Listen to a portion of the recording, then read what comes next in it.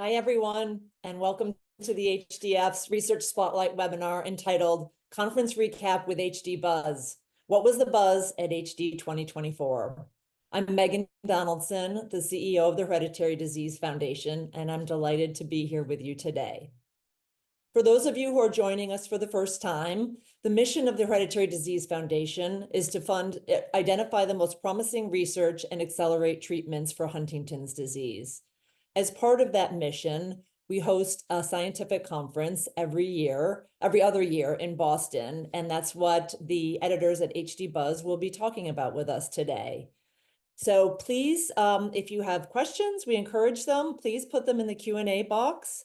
And if you have comments and would just like to say hello, please put those comments into the chat box. And please do so throughout the webinar so that you can remember the questions as Sarah and Tam are speaking. So Rachel Harding was not able to join us today. So in her place, we have Dr. Tam Maiuri, who will be speaking.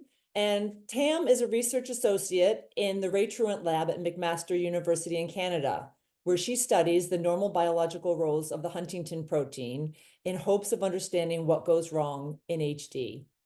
She's an active member of the HD community, acting as an editor for HDBuzz and a member of the Research Council of the Huntington Society of Canada.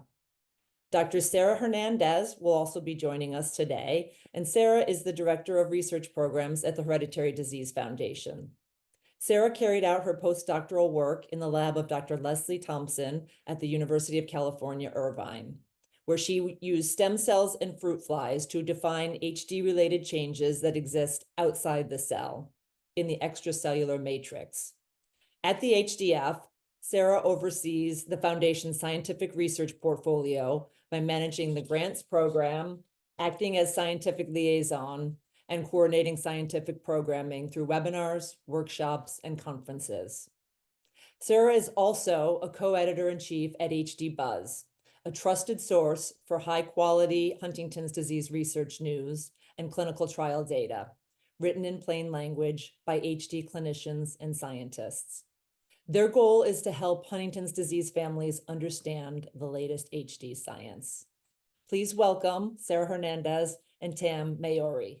Thanks so much for the introduction, Megan. Hi, everyone. I'm going to share my screen real quick. So it's really great to be here with you guys wearing our second hats as editors for HDBuzz. And so we are bringing you, as Megan said, the buzz from HDF's recent conference in 2024.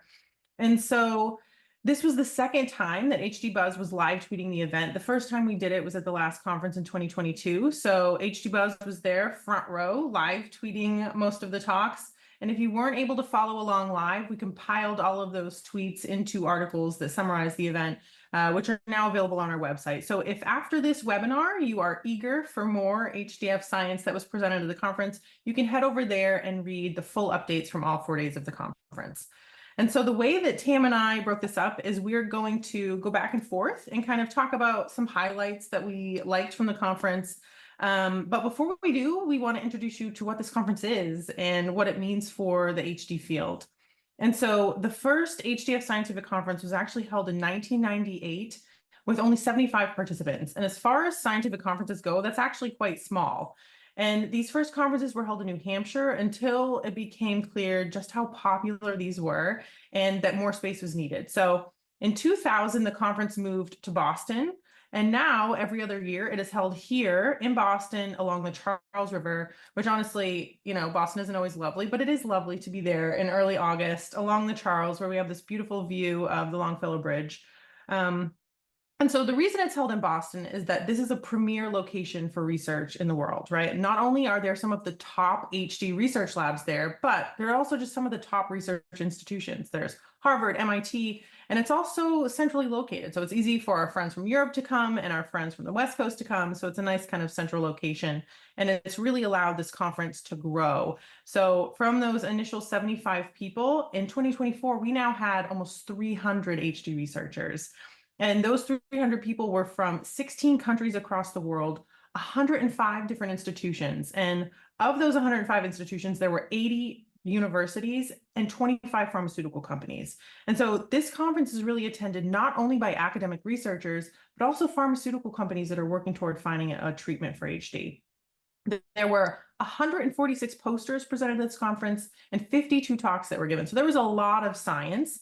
What Tam and I are going to talk about today is really just the tip of the iceberg. So I do hope you'll go to the HDBuzz website after and read about it.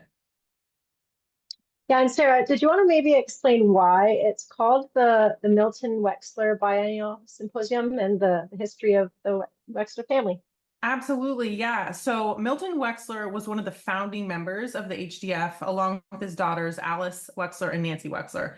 And if you don't know who the Wexler family is, you should give them a Google, because they have seriously changed the face of Huntington's disease research. It was really Nancy's efforts, along with the HDF, that led to the discovery of the gene that causes HD, which has led to many, many other discoveries since then, like the test that can determine if someone will develop HD, all the animal models we have now, and many, many other research projects that are going on in the HD field. So all of that is, the name of the conference is really in honor of Milton Wexler and what he's done for the HD field. Cool. So before the full conference that Sarah just described, before it got started, a smaller group of sort of up and coming scientists got together. We spent a day together discussing key issues in the field, key questions, and how we might work together to answer them. So this was called the Young Investigators Workshop. And we got a chance to hear from each scientist in turn, but we got three a little bit longer reports, one from Christian McCool, from Terrence Gall-Duncan, and from Hae-Sung Lee. And they had a chance to explain some of the more late-breaking things that they've been working on. It was a great discussion. We got to know each other and kind of what motivates each of us, and you know, how we can sort of what problems we might be having and how we can help each other work through them. And so the workshop, because it was designed to support and encourage like the next generation of HD researchers, at lunch, we heard from Dr. Bev Davidson, a veteran in the field, about what it takes to get a position as an independent scientist, and run your own lab. And so Bev was also joined by Rachel Harding and Dan O'Reilly, who are two young investigators who recently did just that. And so it was a super valuable discussion and lots of questions from the group. And this workshop really stems from the HDF's always having recognized the need to support and foster young scientists if we want quality HD research to continue in the next generation and carry on until we have as many treatment options as we need to control the disease. So in addition to the workshop at the conference, this growing group of young investigators that are being funded by HDF, we also meet monthly and have ongoing discussions of anything that might be preparing for or might have trouble with in the lab. So it's a great group. And as you just got the preview for, HDF also recognizes an outstanding young scientist with the Nancy S. Wexler Young Investigator Prize. And this is presented to a researcher whose work reflects the highest caliber of excellence, diligence, and creative thinking. And I think everyone can agree that it went to the right person this year, HDBuzz's very own Rachel Harding. So very exciting. And since Rachel couldn't be here today herself, I thought I'd show you this little clip of her reaction to winning the prize. I am incredibly thrilled to find out that I have been awarded the 2024 Nancy Wexler Young Investigator Prize. It is especially awesome that this award recognizes the efforts that I have made to freely share data and materials, including the Huntington protein, with the broader research community. This open philosophy is a central tenet of my Huntington's disease research and is how I think we can collectively move the dial to find new therapies for this disease. my very heartfelt thanks to the Hereditary Disease Foundation for their continued support of my research. Thank you. So Tam, Rachel also has HDF funding. Do you want to talk a little bit about her HDF funded project? Yeah, for sure. So Rachel studies the structure or the shape of the Huntington protein that's implicated in HD.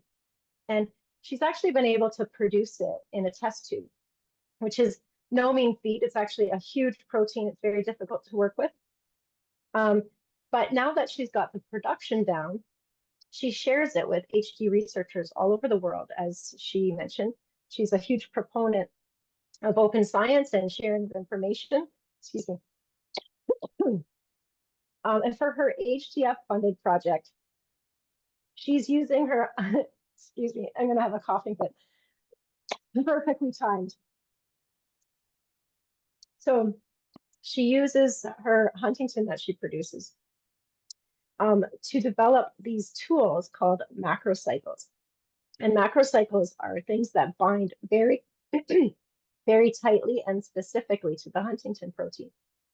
Very useful tools for things like pulling Huntington out of cells to see what other proteins it interacts with. Pardon me.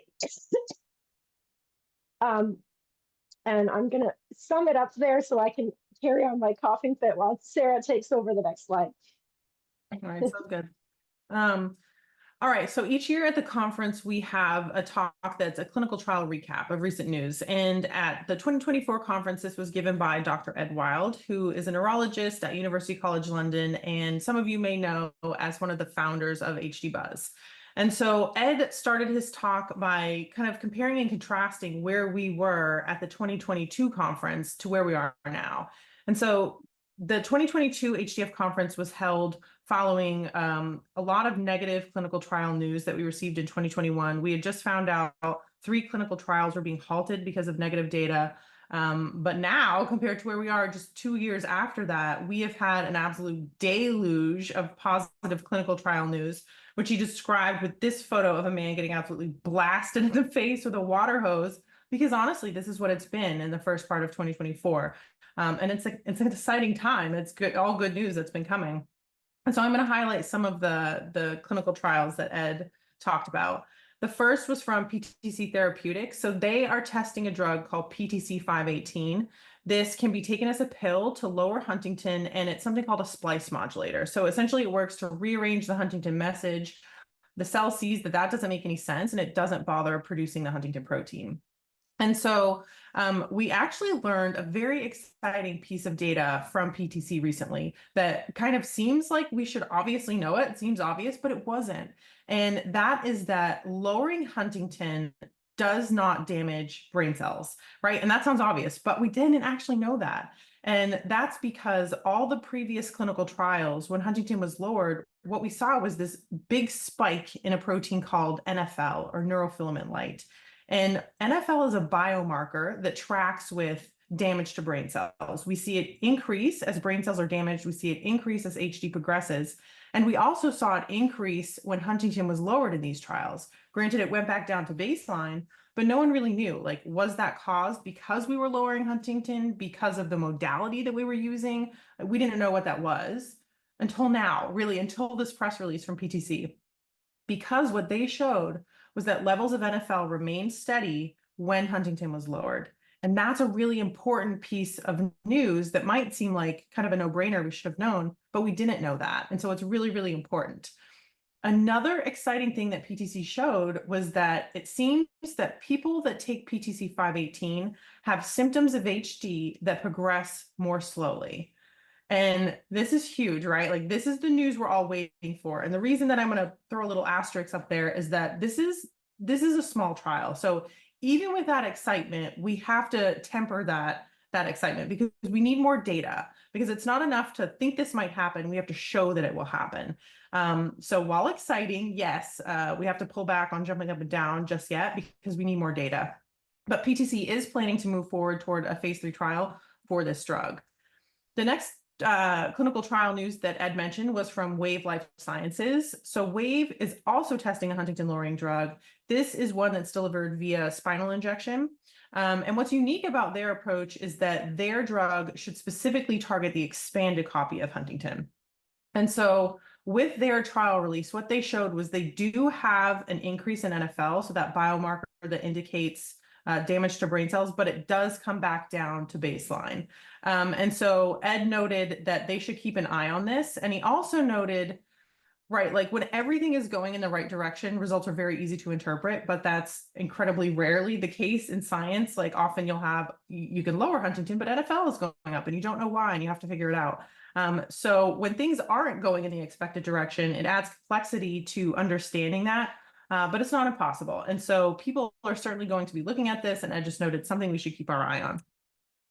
We also had in 2024 clinical trial news from Unicure, who's testing their drug AMT-130. This is another Huntington lowering drug, and this is the one that's delivered via brain surgery. So this is exciting because it's a one and done type of approach. It would only require one introduction of the drug through brain surgery. And in theory, that those people should have Huntington lowering for the rest of their life. So it's high risk because it requires brain surgery, and it's high reward. What we see in this study is also an initial increase in NFL, but honestly, that's expected because this is delivered with brain surgery. There's no way you can have brain surgery and not damage at least some brain cells. But what's important is that the NFL levels do come back down to baseline. And perhaps, maybe what they see is that it dips below baseline. And I say that with caution because this is a very small trial. Because this is high risk, high reward, they're rolling this out very slowly. If you're doing a brain surgery type of approach, you want to make sure safety is your number one goal, which is what Unicure has done. So it's a very small number of people. What Unicure also showed is that perhaps people taking AMT-130 also have HD symptoms that are progressing more slowly. And so again, small people, so interpret that with a grain of salt. But what I think is super exciting here is that this is now just one of several trials that we have data from that is perhaps showing that Huntington lowering can slow HD symptoms. And from my perspective, that has been the most exciting piece of data from the entirety of 2024 thus far, because when we look at all of the data together from all of the clinical trials, what that may be showing is that as an approach, Huntington lowering could lead to disease slowing. And that's what we want, right? Like that's what all of these trials are aiming to do. So exciting for sure, but preliminary. So we have to continue to wait for data to see if these trends hold, but incredibly exciting. And also shared data from Skyhawk Therapeutics. They are also testing a Huntington lowering pill. So pretty similar to PTC 518, taking as a pill to splice modulator. It rearranges the message, doesn't make sense, cell doesn't make it. What they have shown in their phase 1 trial is that they're able to lower Huntington in a dose-dependent manner. Again, I mean, this sounds like, of course, they should be able to do this, but you don't know until you prove it, right? You have to have the data to show you're doing it. And that's what they have. They show that they're able to lower Huntington, and when they give people more of that drug, they lower Huntington more. So that's showing that they're engaging the target, they're lowering Huntington, and that it is actually the drug that is doing this because it's in a dose-dependent manner. So Skyhawk is now moving to the third arm of this trial, where they're going to be testing their drug in people with HD. Thus far, all of their data is from people that do not have the gene for HD and they don't have HD. Right. So in addition to all of these trials you've mentioned, Sarah, there are other trials going on too, right? Oh yeah, there's so many trials going on right now. This is a very exciting time. So we not only have trials that are aimed at treating the symptoms, so from companies like Som Biotech, who's working on a drug for chorea, we have Sage Therapeutics that is working on a drug for cognition, but we also have other clinical trials that are hoping to develop disease-modifying drugs. So Roche is still working on tominersen. We have Vico Therapeutics working on VO659. And beyond that, there is an absolute army of other companies that are working in the preclinical space.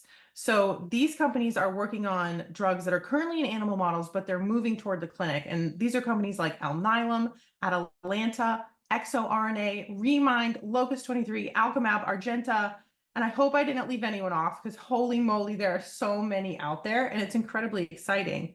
And so to wrap that up, Ed kind of likened this to stars in the night sky, right? Like there's a lot of stars out there and we have so many clinical trials that are coming toward the clinic. And actually, it's noteworthy that Ed actually took this photo. So during his talk, he highlighted that he's gotten into astrophotography, right? Like, is there anything this man does not do? He's a researcher, a clinician, now an astrophotographer. And so in typical Buzz fashion, we kind of poke some very loving fun at Ed for showing off these gorgeous photos that he takes from his balcony in London. And you can read the text that he sent after he descended from the stage to this tweet that was jabbing a bit of loving fun at Ed. All right, I'll pass it back to Tam. That was fun. Okay, I'm going to try to get through this without coughing. It's September and kids go back to school, which means we all get sick. So please bear with me. Okay, so we've got all this great news from clinical trials and more hopefully coming down the line. And so I agree with Sarah. I think we can be cautiously optimistic at this point about especially about the treatments that are getting to the root cause of the disease and lowering Huntington. But of course, we can't stop the research there. So it's important to continue trying to understand the disease as much as possible so we have more options for treatments. Backup plans in case they don't work or in case they're not accessible for everyone. Lots of reasons to keep looking at these things. And so one major focus for understanding the disease and coming up with therapies is somatic instability. So what is somatic instability and why do we care? I'll just give you a brief primer for anyone who isn't familiar with it. Many of you on the call probably will know that the gene that causes HD is called the Huntington gene. And there's a stretch of DNA within the gene known as the CAG tract. So everyone has a Huntington gene, but most people have, 20 to 25 CAG repeats within their CAG tract in the Huntington gene. But it's when people have more than about 37 CAG repeats that they get HD. And the CAG tract can also get even longer in some cells of the body, including the brain cells that are affected in HD. And this is called somatic instability. So it doesn't happen in every single cell. If someone inherited an HD gene with 42 repeats, most of the cells in their body will have 42 repeats in their Huntington gene. But in some cells, the CAG tract expands further. And so, so that's somatic instability. Why do we care about it? Well, the biggest clue that this is important comes from studies looking at other genes besides the Huntington gene that influence when people start to show symptoms. So in general, the longer someone's CAG tract is, the earlier they will begin to show symptoms. But everyone is different. And someone with 42 repeats may show symptoms in their 30s, where another person with 42 repeats might not show symptoms until their 60s. And so there have been several studies now looking at what other genes in the body influence this age at symptom onset. And all of these studies point to genes that influence somatic instability. And these are DNA repair genes. And so this has led to the school of thought that somatic instability is a driver of disease.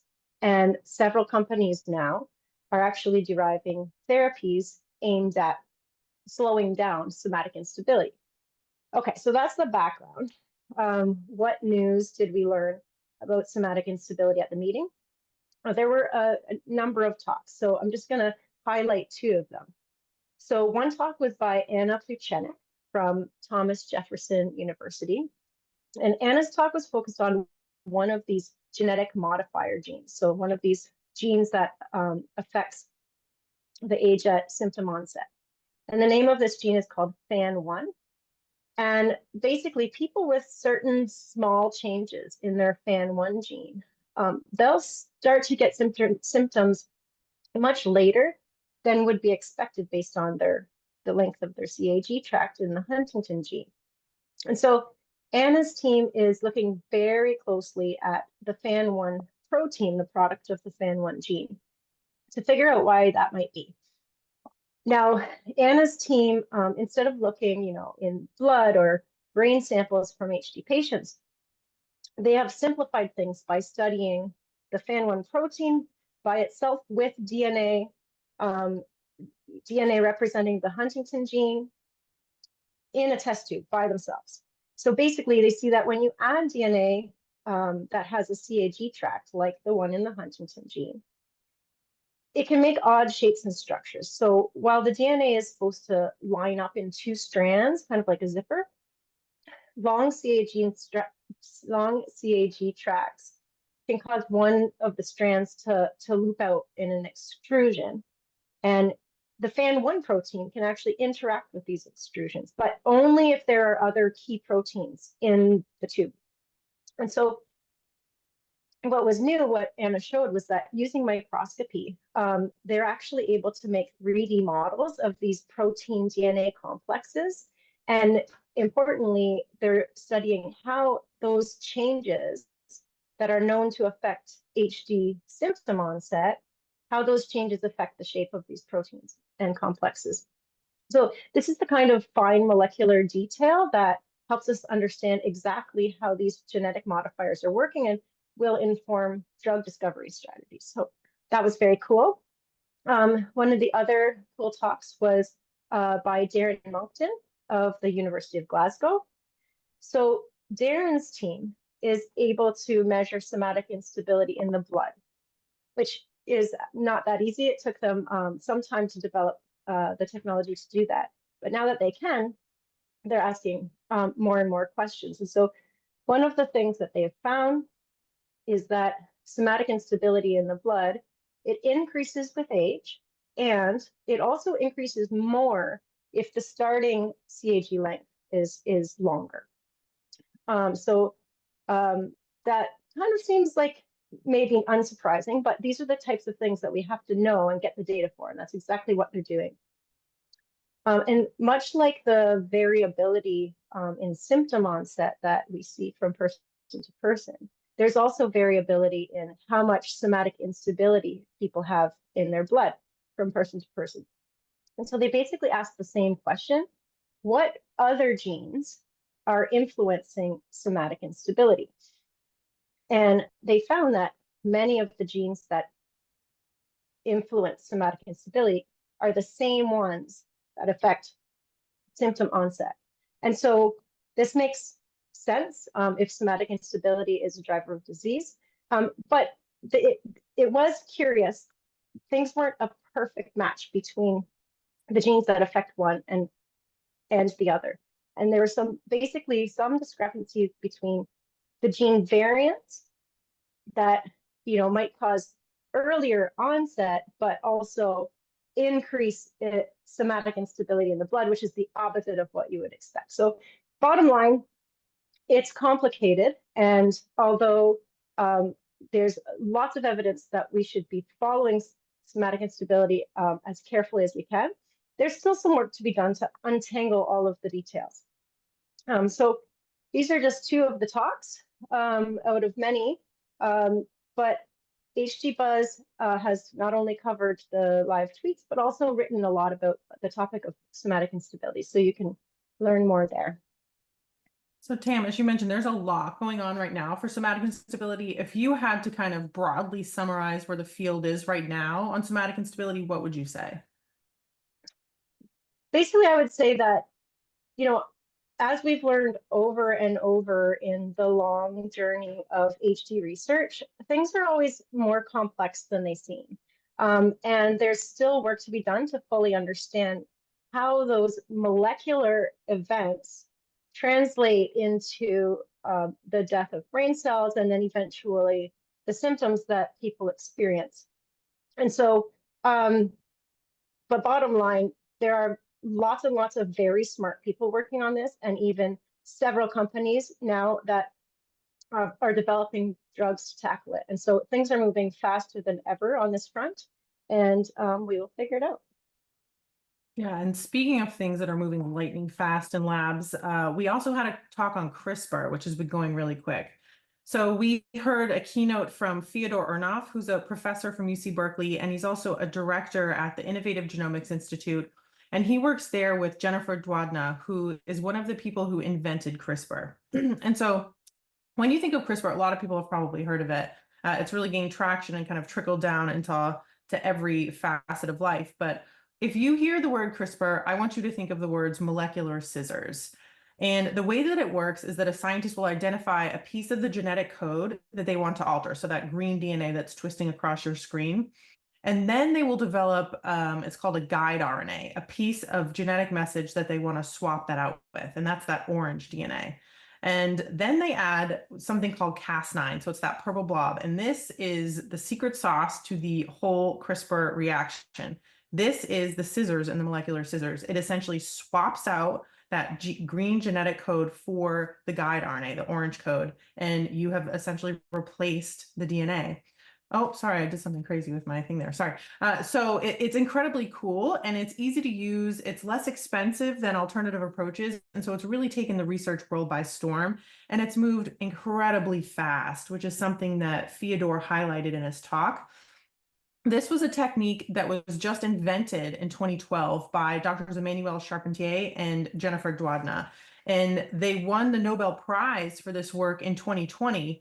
And just 3 years after that, we saw a regulatory approval for a drug using this technology. And so this is going super duper fast in the lab. And that drug that received regulatory approval is called Casgevy. And so we wrote about this on HDBuzz, but essentially what Casgevy is it's a CRISPR-based drug to treat beta thalassemia and sickle cell, which is a red blood disorder. And so normally when we think of red blood cells are these round, nice red plumpy blood cells. They hold our oxygen and carry it all through our body. But if you have sickle cell, you don't carry the oxygen. You're not getting oxygen to parts in your body where you need it. Your red blood cells adopt this sickle shape like a letter C. It can clog up your blood vessels, cause horrible problems like stroke. And so it's a really horrible disease for these people that have it. The way that Casgevy works is that they take bone marrow stem cells out of people, they edit them with Casgevy outside of the person. So that they become these red plumpy red blood cells again. They can hold the oxygen, and then they use high dose chemotherapy to completely deplete the person of their own bone marrow stem cells, and those are the cells that create your red blood cells. Then they add back the Casgevy treated cells so that the only stem cell that they have in their body that can make a red blood cell is a Casgevy treated cell. They now have red blood cells that are round, can hold oxygen, and it has completely transformed these people's lives. So this has not only been revolutionary for medicine, but it's also been transformational for these people. This is a cure for sickle cell disease. It's amazing. And so very understandably, as soon as this hit the market, there were HD families like, let's get on it. Let's do it. Let's use this for HD. What are we doing? But I want to highlight there are some very real big differences between sickle cell and HD. And the first is that for sickle cell, researchers already knew what they needed to do to cure it. They knew if they replaced what's called a hemoglobin gene that helps carry oxygen, the signs and symptoms of that disease are gone. For HD, we have a lot of theories, right? Like we're testing Huntington lowering, somatic instability, Tam just mentioned, is a really promising avenue. And there's lots of other things people are testing in the lab, but we do not yet know conclusively what we can do that will erase the signs and symptoms of HD. We will get there, but we're just not there yet. Another major difference is sickle cell is a disease of the blood. It's a lot easier to get to your blood cells compared to your brain, which is what HD primarily affects. And also the bone marrow stem cells, those can be treated outside of the body and then added back. Whereas in HD, you're treating the brain. You have to make sure that what you're doing, because it will be permanent, that what you're doing is going to have the effect you intend. And so it's a pretty complex process, but Fyodor in his talk highlighted that not only how fast this technology is moving, but also what his institute is doing. And they're creating this CRISPR platform that combines expertise from researchers with a lot of different skill sets so that they can develop medicines with CRISPR for lots of different diseases. And what they're learning for one disease can be streamlined for other diseases like HD. And what they're learning is that any CRISPR-based drug that's approved, including Casgevy, is really providing a regulatory pathway that will make it easier to get CRISPR-based drugs on the market for other diseases. And so people are working on this for HD. Fyodor highlighted that his team, even though it's challenging, people are working on this for HD. And so Fyodor and his team are specifically working to rearrange the way the Huntington gene is put together. So that thing that I mentioned earlier called splicing, except what he is doing that's different from what PTC and Skyhawk are doing is that he's specifically trying to do this with only the expanded copy of Huntington. And so that would be a real game changer. And so CRISPR, certainly challenging for Huntington's, but people are working on it. It's definitely not impossible. Great, so I'm just looking at the time here. We want to make sure we leave enough time for questions. So I'll just very quickly go over this last slide, right? I think so. So, you know, while the vast majority of the talks at the conference were on HD research, a couple stood out because they were on different disorders. And so why would we want to talk about other diseases? Well, the reason is that there's a lot of similarities between some of these diseases and HD, and studying what they all have in common, you know, might reveal underlying key causes of disease. Basically, the point of this image is the idea that the rising tide lifts all ships. And so one of the presentations that we heard from was Alice Davidson of the University College London. And she described this another repeat expansion disease. It's called Fuchs' disease, and it affects the eye. And whereas HD is caused by an expansion of CAG repeats, Fuchs is caused by a CTG expansion in a different gene called TCF4. The details of that are not as important, but what Alice outlined were some of the similarities between HD and Fuchs. So both of them have the problem with protein clumping, known as aggregates. Both of them also have somatic instability of the gene in the very cells that are affected. So brain cells for HD, eye cells for Fuchs. And like what Darren Monkton had described, somatic instability in Fuchs increases with age, and it increases more if the starting CTG repeat is longer. So what's different between HD and Fuchs, of course, is where the disease happens. And the eye is a much more accessible tissue, much easier than you know, the deep brain structures that are affected in HD. And so this might be useful in testing drugs that target somatic instability, which of course is something that we want to do in HD too. So we also heard from Harry Orr, who studies SCA1, or spinocerebellar ataxia 1. And ataxias are another kind of movement disorder, several of which have many similarities with HD. So many of them also have CAG expansions, not in the Huntington gene, but in different genes. These genes also go through somatic instability, and they even share some of those genetic modifiers, those other genes in the body that can influence symptom onset. So some of those genetic modifiers are shared across ataxias and HD. And so research on these other diseases has historically gone hand in hand with HD research. And we keep up with the scientists from the other fields at conferences that focus on all of the CAG repeat disorders. And, you know, to see basically if any breakthroughs in one field might shed light on the other. And as it happens, yesterday was International Ataxia Awareness Day. And so you can read more about the connections between ataxias and HD in this HDBuzz article that was posted yesterday. And Tam, there's people taking advantage of this, right? Like both ataxias and HD have CG repeats. So there's companies working on taking advantage of that, right? Yes, Vico Therapeutics is doing just that. So they have a drug similar to the drugs being developed by Roche and Wave. It lowers Huntington. But because it directly targets the CAG expansion, it could also work for other CAG expansion diseases, and it's actually being tested in people with HD, SCA1, and SCA3. So there was a recent update. They've reported that the drug was able to reduce Huntington, which means they got their target engagement. And they also presented recently at the EHDN conference. So I imagine HDBuzz will have an update for people to read sometime soon. In the works. So in the last few minutes before we go over to the questions, I just wanted to highlight a few other talks that I thought maybe people on the call would be interested in. So the first was from Zana Boise. So she's a researcher from Cambridge, England, and she studies sleep in Huntington's. And she is part of a study that's been conducted over the last 12 years that's looking at 40 people that have HD to see how the disease affects the way that they sleep. And it's interesting because she's found that poor sleep in people with HD is having a very real effect on the health of their brains. But the good news here is that there's a lot of things that people can do to help them get better sleep.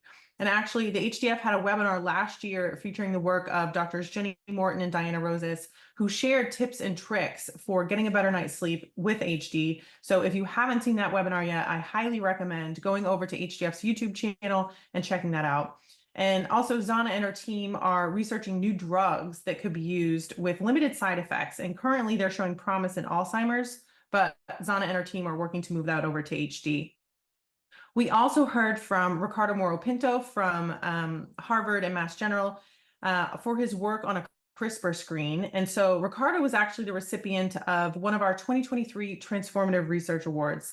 And so these are the biggest awards, the biggest funding mechanism that HDF has ever given out. It's for $1 million over 2 years. And 2023 was our first year that we had this program. And they're given to people whose research that can make a significant leap forward in finding a treatment for Huntington's disease. And so Ricardo received this award for the work that he's doing using CRISPR to systematically target all of those modifiers that Tam mentioned earlier that are affiliated with somatic instability. And in all, there are 60 of these genes. So Ricardo is very systematically changing levels of these genes in mice and seeing how they affect somatic instability.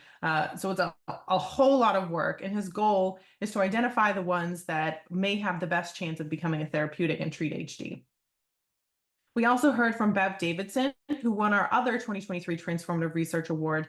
And Bev's lab and her team are working on the problem of gene therapy. And so currently gene therapy requires brain surgery. It requires several injections of high doses of drug. And so her team is trying to optimize that process. Right now, they have a virus that can be developed, that can be injected with one injection at a lower dose, and it gets to deep structures of the brain. So this type of work is going to be really critical as we see other gene therapies move toward the clinic, because improving the way that we develop drugs will have a big advantage for people with HD. We also heard from Osama Aldalama, who is a researcher at Columbia University. He's a neuropathologist. So he studies the way the brain structure and function works in the human brain. And he actually won our 2024 Transformative Research Award with Dr. Andrew Yu. So you will definitely be hearing more about his work and what their team is doing for their Transformative Research Award. At the conference, though, Osama told us about his work on a cell type called astrocytes. And, you know, in HD, we hear a lot about neurons. This is the type of brain cell that is most affected in HD, but there are lots of other cell types in the brain, and they're also affected by Huntington's. And so Osama told us about his work looking at astrocytes, which are a star-shaped cell that is used to support neurons and keep them happy and healthy. And he's trying to figure out why that process goes wrong in HD, because understanding that could possibly help us develop drugs that will keep the brain cells happier and healthier for longer. And so I know there were a lot of great talks, but I think in the interest of time, we'll probably pass it back to Megan now so we can field some questions. We want to make sure we get to as many questions as possible from the audience. So we'll probably call it there, and I'll stop sharing now. Okay. Tam and Sarah, thank you so much. You did a heroic job of recapping a conference that was 3.5 days long. And I know there's so much more information that you'd love to share. Well, let's see if we can get through some of these questions here. First, we had a question. Tam, I think this is one for you. No, I've lost it. It's regarding So, okay, from Wes Solom, thanks, Wes. Does this information regarding somatic instability in the blood mean that folks undergoing genetic testing at different points in their life could receive discordant results? Yeah, that's an excellent question, and that's the first thing you think of course. I think the key to that answer is the amount of somatic instability that's happening in the blood is very little. So the vast majority of the blood cells are going to have that original number of CAG repeats. And so when they do the test, they will see that the vast majority of the peaks happen, say, at that 42 CAG repeat mark. They might also see that there are a couple other cells that have different number of CAGs, but they're going to go with the one that has the vast majority, which will not change over the course of your life. Great, thanks for that, Tam. And just on that same subject, Tam, since you spoke so much about somatic instability, can you just explain why it's important to be able to measure somatic instability in the blood, and how has it typically been measured?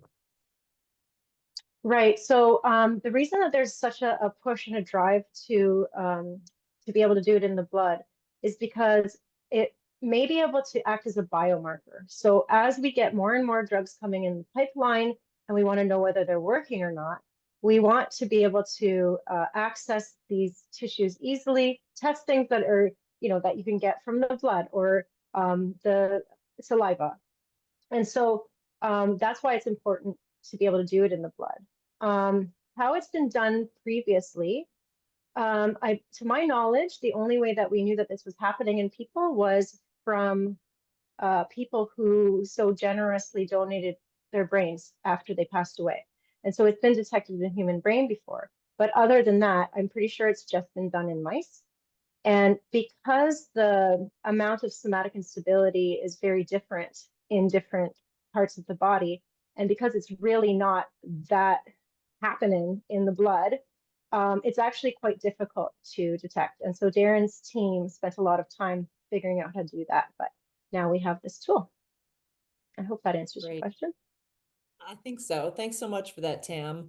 And just everyone who's asking questions, please be sure to put them in the Q&A box rather than the chat box so that we can make sure that we get to them. Sarah, from an anonymous attendee, when would you anticipate clinical trials that address somatic instability to begin? Yeah, I mean, questions of timing are always tough, but especially when they're not even in phase 1 yet. I think it depends, right? It just depends how quickly the research will move. But what I can say, because I can't speak to the time, but what I can say is that a lot of people are working on it. And so when you have a lot of hands in the lab that are working toward a single problem, you're more likely to get there sooner. So, I mean, I would anticipate it happening soon, but I can't really put a timeline on something like that. Okay, thanks for that, Sarah. And just back to time, because obviously time is so important when we're talking about Huntington's disease. And I'm just going to put you on the spot again, Sarah. A question from Natasha Beal, which is, which treatment is most likely, and you might be able to have a better answer, or more stronger answer for this. Which treatment is most likely to be available to patients soonest of all the treatments? PTC, Wave, Unicure, Skyhawk, Roche, and Vico. Do you have any thoughts on that? Yeah, I mean, again, it's tough. I think something like Unicure, even though they may be further along than someone like Skyhawk, I think Unicure is likely to take longer because it's a really slow rollout. It's a really small number of people. It's high risk, high rewards. They're doing that trial very diligently and making sure that safety is very important. So that one will probably take longer. Something like Skyhawk, even though they're in phase 1, it's something that is taken as a pill. It can be washed out of the body. They're more likely to advance through that trial more quickly. So I think when looking at the different clinical trials that are going on, it's not as easy to say, well, this one's in phase 2, it will get there faster than this one, which is in phase 1, because certain trials require much more in-depth study because of the way that they're delivered. So anything with a very High risk delivery modality like Unicure, it's going to be a slower trial. Anything with a lower risk modality like a pill, that will develop more quickly. And so again, it's hard to say, but it's not as easy as saying, well, this one is in a phase further along than that one. So I mean, yeah, it's really, again, it's hard to say. Any issue of timing is pretty hard to call. Thanks for that. And just as a follow-up to that, John Edwards asked a question regarding the Unicure trial. As far as generally available treatment for HD, is something like AMT 130 a practical solution to follow? If it works, will there simply be enough surgical facilities available to deliver treatment, even if it is affordable? Or is the hope that it is effective, more practical delivery system can be developed in time? Sarah, can you just answer that since you were just talking about Unicure? Sure, yeah. And so I think that's a fantastic question. And that is something that's actually hindering Casgevy right now, that treatment that I talked about for sickle cell. You know, and looking at the numbers, there are 25,000 bone marrow transplants that occur every single year, but there are 100,000 people in the US that have sickle cell anemia. And so beyond cost, right? Like there's just an infrastructure issue because those bone marrow transplants have to continue. And there's an additional 100,000 people with this disease that need treatment. And so it's not only an issue, I think, of cost, which is going to be a big issue, especially for these one and done type treatments, but it's also an issue of infrastructure. And do we have the training, the people with the training in place? Do we have the facilities in place? And so I think those are all things that companies are going to have to work out because ultimately, even though a company might be in it to sell their specific drug, they still want to sell their drug. And so our end goal is ultimately the same. And we just have to work together and they have to work with people to understand how we can get that out to the masses, whether it be through infrastructure changes and working with people on cost. Okay. And following on with talks of clinical trials and therapies, Tam, can you talk about, would you imagine that a combination of drugs will be the way to treat HD in the future? Oh, yes, definitely. I mean, it actually is now, right? We don't have a disease modifying drug yet. We don't have drugs that get at the root cause of the disease, but we do have things to help people manage their symptoms. And of course, there are multiple different things that they're targeting. In the same sense, if we have multiple ways of targeting the root cause of disease, whether it's lowering Huntington or if somatic instability is a driver and we can slow that at the same time, absolutely. You know, and I think this speaks to why it's so important to continue the research, the basic research, the clinical research, to not put all of our eggs in one basket and have as many options as possible at the end. Great, thanks. Okay, thanks everyone. There are lots of questions now coming in. Okay, this is from Joseph Hamilton, one of HDF's sponsored researchers, and he's asking, do you think clinicians should take into account genetic modifier variation like FAN1 when considering patient prognosis, or just keep relying on the CAG repeat length? I'm going to leave it to either one of you who wants to jump in and answer that one. Well, I'll have a go, and then if you have anything to say after Sarah. Okay, so should they take into account genetic modifier variation when considering prognosis? Yeah, I do think that should be considered. I'm wondering about, you know, the variability. Okay, so we know that there's a lot of variability in the CAG length and how it affects the prognosis. And I'm wondering if there's also variability in, you know, if people have a specific FAN1 mutation, or not mutation, but like a change, a variant that tends to give people later onset, say. But we don't know exactly how much that's going to affect it because we don't also know the panel of all of their other genes that might be pushing it one way or another. So I think to answer your question, Joe, we might want to look at not just FAN1, but down the line when we think about personalized medicine, where we can gauge all of the genes and come up with a better idea of prognosis. Yeah, I don't really have anything to add, but I completely agree with Tam. I think one day it will. I think we're just not there yet. I think, you know, looking at cherry picking modifiers that we know about from GWAS studies that have gone on, there's probably modifiers we don't know about. And so if we start to try and tease it out without all of the information, it could be a slippery slope. And so I think maybe one day we'll be there, but we're just not there yet. Okay, great. So we have about 5 more minutes. So I'm going to put a couple more questions, and I think I'll put them to both of you because both of you have been attending scientific conferences throughout your career. So the first one's from an anonymous attendee saying, do scientific conferences like this lead to any interactions or collaborations of the researchers after the conference? What are the benefits of attending conferences to the researchers, both early career and more senior scientists? Tam, do you want to start? Sure. The answer is, oh, yes. We definitely come out of those conferences with many connections and collaborations. So the benefits of going to the conferences are many. You know, I was going to mention when I was talking about the Young Investigators meeting that we actually all went out for dinner the night before we did the big science talk. And, you know, that is also one of the places that you make the most connections, and you get to know people and you get to know what motivates them. And those are the places where you have time to sit down and think about like how your work connects and how you might be able to work together. So yeah, lots of collaborations come out of conferences, both from the dinners and from the sessions themselves.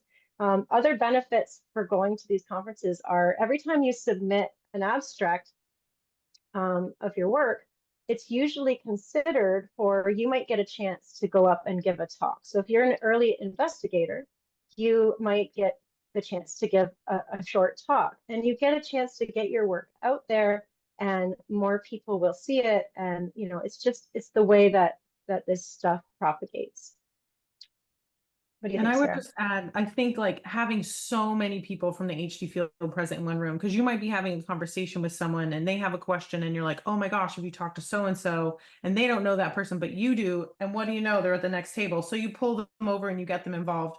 And so I think networking is more than just 2 people one-on-one. You have to remember there's 300 people in this room that you can really draw on their experience. So I would say that scientific conferences are the #1 place that collaborations are formed. Great, thank you. And I think we'll close up. We still have a few questions in the Q&A box, and we will address them. If you've actually put your name to it, we will address them after the webinar. Thank you, everyone, for posing all of these questions to us. We have one for both of you, again, from an anonymous attendee asking, were there any surprises or unexpected information presented at HD 2024 that stood out to you? So, Sarah, Tam, I'll let you guys decide who would like to answer that first, but I'd love to hear from both of you. Did you have something in mind? Go Yeah, ahead. maybe I'll start. I was hoping you would ask this one. I saw this one in the chat because there is one talk that stood out, and it's about this protein called HAP40. I was talking to people, I'm like, if I started my PhD tomorrow, I would study HAP40. It's so interesting. So it's this protein, it's called Huntington associated protein 40. And what's cool about it is that it is essentially Huntington's BFF. Like they're always found in the cell together. And so people are now thinking as something that in science speak is a obligate heterodimer, where they're just always together. And what's really interesting is there's a researcher named William Yang who works at University of California, LA. And he has data showing that when HAP40 is taken out of the brains of mice, they act very similarly to when those mice have the Huntington gene. And so, I mean, what's going on that it's Huntington's BFF and it does something called phenocopy Huntington, meaning it physically copies the effects of the Huntington gene. It is absolutely fascinating. People don't quite understand much about it right now. The other cool thing about it is that it's genetically present 3 times within the genome on the X chromosome, which is all very curious if you know a little bit about genetics. But yeah, I've actually thought about that talk probably 10 times since the conference, just like cleaning my house or doing whatever. So it's stuck with me and certainly is it's sticking in my brain. So that one's a cool one. Great, thanks for that. What about you, Tam? Yeah, if we have a second, I think the talk that stood out the most to me was Tan's talk on the 3D architecture of the nucleus. So this is something that, I don't know, it just was never on my radar. But basically the nucleus where the DNA is stored, you know, it's a 3D, usually a sphere, and all the DNA is all mixed up in there. And it turns out that different genes, when they get turned on, they reposition themselves to different places within that architecture of the nucleus. And for some reason, this is important. But probably the coolest part about Tan's talk was the high-tech way that he's using, his team is using, you know, advanced microscopy and computer programs, like, to really like figure out the shape of the nucleus, where these genes are and relative to each other. And I think the cool thing, you know, it's early days in terms of its relevance to HD, but they have found that there are some differences in mice, in HD mouse models, and specifically in the brain cells that are affected in HD. So I'm very excited to follow that research and see where it goes. Great, thank you. There's so much exciting research that's happening in the field, and I'm sure you both could talk for another whole webinar about just how changes and improvements in technology are enabling HD research to accelerate at a pace that's much faster in previous years. But thank you both, Tam Maiuri and Sarah Hernandez, for speaking today on our conference recap. And thanks to all of you for joining us. We are so grateful to have you with us. And thank you also to Neurocrine Biosciences for sponsoring this webinar today. Please join us for our next webinar, which is taking place in November. Sarah, do you know the exact date of that? Do we have that set yet? We do have it set. Yeah, you can go to our website and you will find more information there. Terrific. Okay, thanks everybody. Great to have you joining us. Bye. Thank you. Thanks. Bye.